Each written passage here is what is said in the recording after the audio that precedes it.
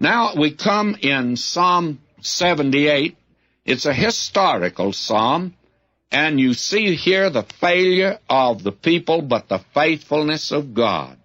It's a wonderful psalm, and he calls upon God to hear and answer him. Give ear, O my people, to my law. First, of course, it's the call of God here to his people. And he asks them to give ear and to hear him.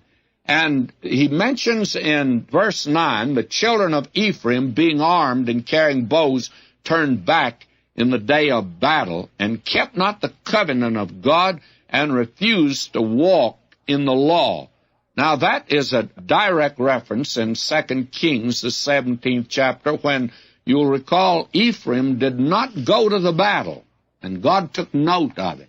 That's a very interesting thing and a very remarkable thing.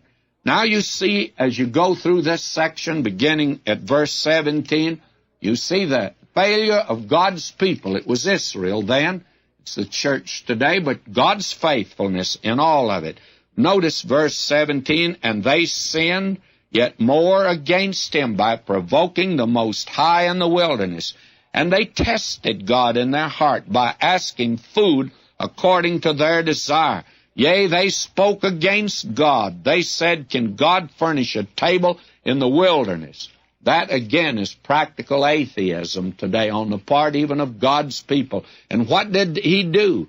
Verse 25, man did eat angels' food. He sent them food to the field. He gave them all that they needed, my friend, and yet they are doubting God and criticizing God. This is a very wonderful psalm, by the way, this psalm here, and it's a very lengthy psalm, but that's as far as we are going to get in it, except at the end we have this. It's a psalm that covers their history. It's a historical psalm all the way, actually, from Egypt to David.